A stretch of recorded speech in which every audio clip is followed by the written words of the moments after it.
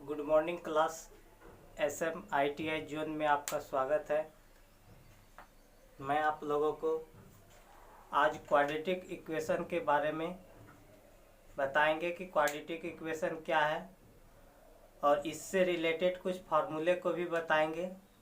चलते हैं, पहले जान लें कि क्वाड्रेटिक इक्वेशन क्या होता है या क्वाड्रेटिक इक्वेशन हम किसको कहते हैं। क्वाड्रेटिक इक्वेशन को हम द्विघात समीकरण कहते हैं हिंदी में।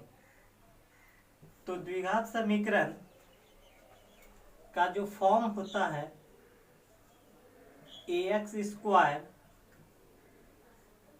Plus bx plus c is equal to 0। ये द्विघात समीकरण चर और अचर का कॉम्बिनेशन है। अब हम जान लें कि चर राशि क्या होता है। चर राशि जिसको हम एक्स वाई जेड etc कुछ भी हो सकता है, जो वैरी करता हो वैसे राशि को हम लोग चर राशि कहते हैं। अचर राशि किसको कहते हैं? वैसा राशि जो वैरी नहीं करता हो। एज फॉर एग्जाम्पल 1 से लेकर के जहाँ तक आप काउंट कर सकते हैं, गिन सकते हैं। तो इस प्रकार हम कह सकते हैं कि द्विघात समीकरण चर और अचर का मिश्रण है। यदि कोई भी समीकरण ax square plus bx plus c is equal to 0 के फॉर्म में रहता है तो हम कहते हैं कि वो द्विघात समीकरण है। अगर यहाँ से हम 0 को हटा दें तो अब ये द्विघात समीकरण नहीं कहलाएगा, अब ये द्विघात बहुपद कहलाएगा। तो हम कह सकते हैं कि द्विघात समीकरण चर और अचर का मिश्रण है और ये द्विघात समीकरण का फॉर्म है। जब कभी भी हम लोग इस फॉर्म में, इस रूप में देखेंगे तो हम ये जान लेंगे कि ये द्विघात समीकरण है। अब चलते हैं कि यदि चर राशि पे हमेशा क्या होगा, पावर आपको वहां पे पॉजिटिव देखने को मिलेगा। यदि अगर पावर किसी प्रकार का नेगेटिव हो या कोई भी रूट हो तो हम उसको द्विघात समीकरण के अंतर्गत नहीं रखते हैं। एज फॉर एग्जाम्पल, अगर कोई भी समीकरण ax square plus 2x plus 4 is equal to 0 है तो हम सर्वप्रथम ये देखेंगे कि x पे जो चर राशि मेरा यहाँ x है उस पे मैक्सिमम पावर कितना है। यदि हम मैक्सिमम पावर देखते हैं धनात्मक में 2 है तभी हम इसको कहेंगे कि ये मेरा द्विघात समीकरण है। अदरवाइज अगर यहाँ पे अगर हम माइनस ले लेते हैं, +2 जगह के जगह पे -2 ले लेते हैं, तब ये मेरा द्विघात समीकरण नहीं है। सपोज कीजिए एक दूसरा एग्जांपल, मान लीजिए 3x पे power √2 plus 2x plus 8 is equal to 0, तो भी हम ये कहेंगे कि ये द्विघात समीकरण नहीं है क्योंकि ये x पे पावर √2 है। जब कभी भी x पे पावर ये √2 रहता है तो हम इसको द्विघात समीकरण के अंतर्गत नहीं रखते हैं। अब चलते हैं कि हमको मेन देखना है कि अगर कोई भी समीकरण इस रूप में रहता है तब हम चर पे मैक्सिमम पावर को देखते हैं। यदि चर पे मैक्सिमम पावर अगर 2 रहता है तो हम ये समझते हैं कि ये द्विघात समीकरण है। आगे देखते हैं कि यहाँ पे जो यहाँ ए एक्स स्क्वायर लिखा हुआ है, ये एक्स स्क्वायर को जो ए से हम गुना किए हैं, अब इसको हम कहते क्या हैं? तो ये एक्स स्क्वायर का गुणांक, जिसको हम लोग कहते हैं कोफिशिएंट,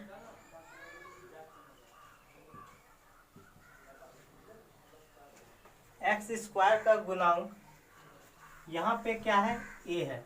यानी एक्स स्क्वायर को हम किस संख्या से गुना किए हैं? तो हम ए से गुना किए हैं। फिर देखते हैं, फिर यहाँ पे एक्स का गुणांक, यानी कोफिशिएंट ऑफ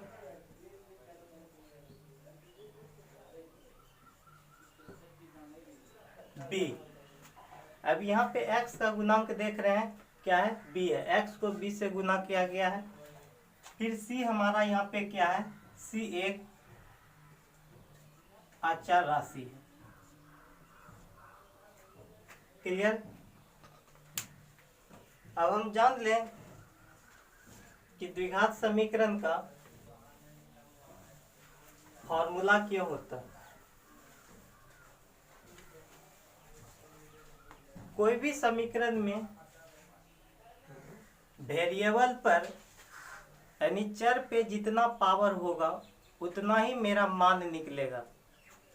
क्योंकि यहाँ द्विघात समीकरण में पावर 2 है, मैक्सिमम पावर 2 देख रहे हैं, इसलिए इसका भी 2 मान संभव है। तो हम देख लेते हैं कि वो 2 मान जो निकालेंगे उसके लिए फॉर्मूला क्या होता है। तो उसके लिए एक फार्मूला आता है X square, X is equal to minus B plus minus root under B square minus 4ac by 2a। अब यहाँ पे देख लेते हैं कि यहाँ x का minus B plus minus root under B square minus 4ac by 2a निकलता है। अब हम ये d इज इक्वल टू, जिसको d को हम लोग कहते हैं विवेचक या डिस्क्रिमिनांट, विवेचक, इसके इज इक्वल टू होता है बी स्क्वायर माइनस 4ac। तो इस प्रकार हम जहां पे बी स्क्वायर माइनस 4ac है उसके जगह पे हम d रख सकते हैं, minus B plus minus root under D by 2a। तो इस प्रकार हमारे यहाँ पे 2 वैल्यू निकल गए, एक यहाँ प्लस वाला लेंगे और दूसरा एक यहाँ से हम माइनस वाला लेंगे। तो यही दोनों वैल्यू को हम मान लेते हैं अल्फा। आपका मन करे अल्फा मानिए, बीटा कीजिए, कुछ भी आप मान सकते हैं, ए बी सी डी। हमने यहाँ अल्फा मान लिया पहला वैल्यू कि माइनस बी, प्लस वाला हम ले रहे हैं यहाँ से, ये प्लस वाला वैल्यू लिए हैं डी बाय 2a। फिर दूसरा beta is equal to minus B minus root D by 2a। यहाँ तक में किसी को दिक्कत?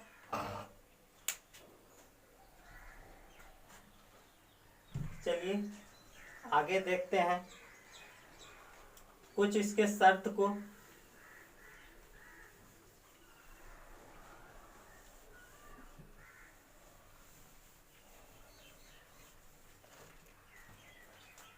अभी हम लोगों ने देखे द्विघात समीकरण का फॉर्म कि ये A X square plus B X plus C is equal to 0 को फॉर्म में रहेगा। यानी इस रूप में जब आप देखेंगे तो आप समझ लीजिएगा द्विघात समीकरण है। अब हम देखते हैं कि कुछ कंडीशन है इसके। अब उस शर्त को हम देख लेते हैं कि शर्त क्या क्या है।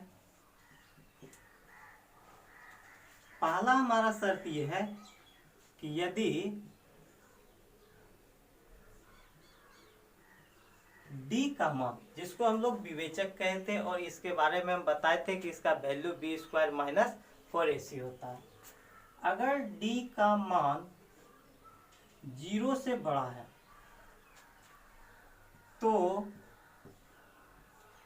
मूल्य क्या होगा आपका, मूल वास्तविक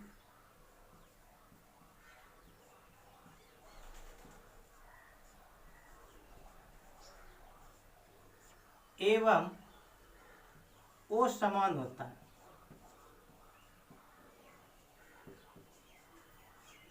क्लियर? यानी पहला मेरा शर्त ये निकला कि यदि डी का मान 0 से बड़ा हो रहा है तो वह मूल क्या होगा, वास्तविक और असमान होगा। ये कंडीशन है, जो कि ये सब शर्त बहुत इंपॉर्टेंट है। दूसरा शर्त हम लोग देखते हैं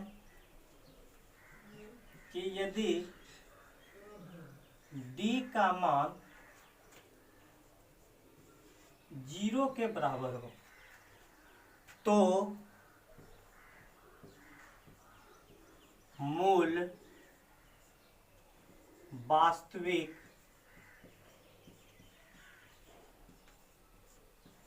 एवं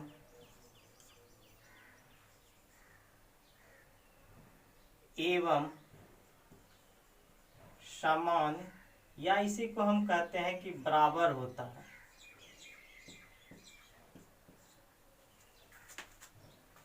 ठीक है, तो अगर ऐसा होता है, डी का मान 0 हो रहा है तो ये मूल वास्तविक एवं समान होता है। यहाँ जो हम मूल कहेंगे, मूल कहने का मतलब जो हम वैल्यू निकाले अल्फा और बीटा, और इसी मूल को कहीं कहीं शून्यक लिखा हुआ रहता है, इसलिए आप लोग को घबराना नहीं कि अगर मूल के जगह शून्यक दे दिया तो आप वही समझेंगे कि दो वैल्यू जो हम मान निकाल रहे हैं। अगर ऐसा हो रहा है बराबर के केस में, तो इसका जो दो मान निकलता है उसका मान का वैल्यू बराबर होता है 2a और माइनस b/2a, यानी दोनों जो मूल हमारा निकलेगा अल्फा और बीटा, वो दोनों मूल समान होगा बराबर के केस में इस तरह। अब अगला तीसरा कंडीशन को हम लोग देखते हैं। तीसरा शर्त क्या है,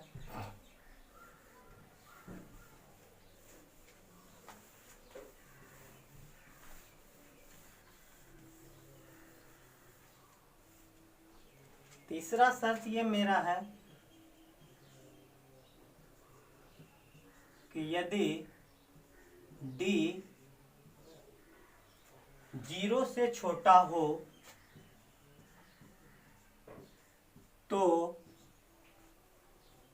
मूल वास्तविक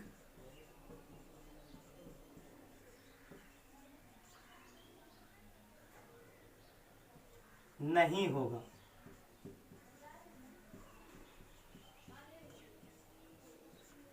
इस तीनों कंडीशन में किसी को दिक्कत है तो पूछ लेंगे।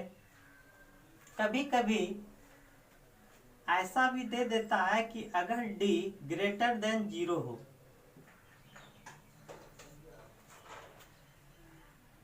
तो हमने देखे कि d अगर ग्रेटर देन 0 हो रहा था तो ये मूल वास्तविक और असमान होता था।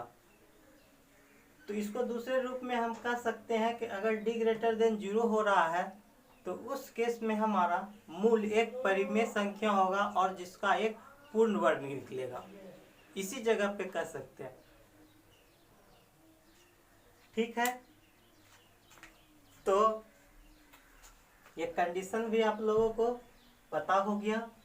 अब हम इससे रिलेटेड कुछ फार्मूला को भी और देख लेते हैं कि और क्या क्या फार्मूला होता है। अब हमको क्या है कि हमने जो अभी तक में दो जो मूल निकाले, उस मूल का नाम हमने अल्फा और बीटा रखा था।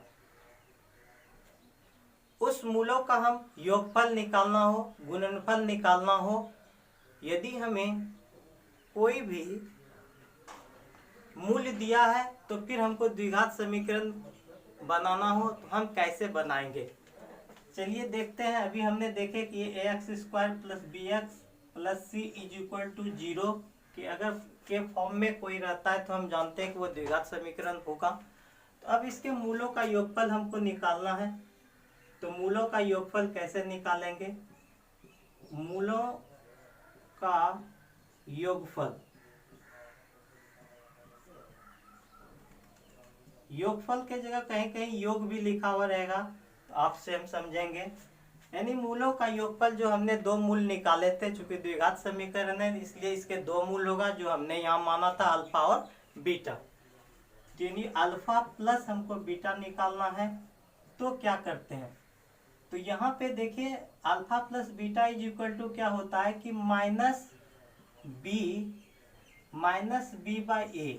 अब देखिए माइनस बी बाई ए को हम क्या कर सकते हैं? जो माइनस यहाँ है हम ये कह सकते हैं कि x का गुणांक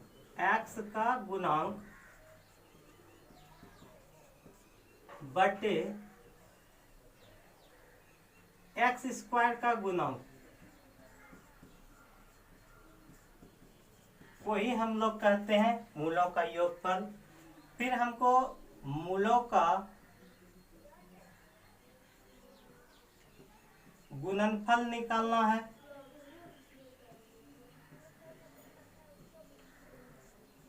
यानी अल्फा इंटू बीटा निकालना है। तो हम क्या लिखेंगे यहां से c बाय ए। यानी हम ये कह सकते हैं अचर राशि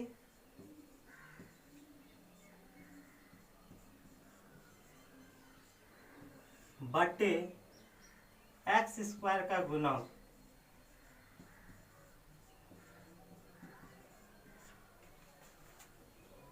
यहां तक में किसी को दिक्कत है? नहीं दिक्कत है तो आप लोग स्क्रीनशॉट ले सकते हैं। अब एक लास्ट फॉर्मूला हम लोग देखते हैं कि यदि हमको मूल ही दिया हुआ हो, यदि अल्फा एवं बीटा का मान दिया हो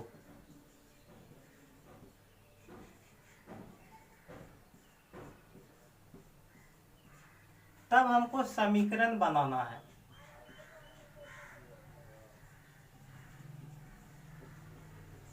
तो क्या होगा? X square minus alpha plus beta into X into alpha plus beta is equal to 0। इस प्रकार हम इसको बना सकते हैं।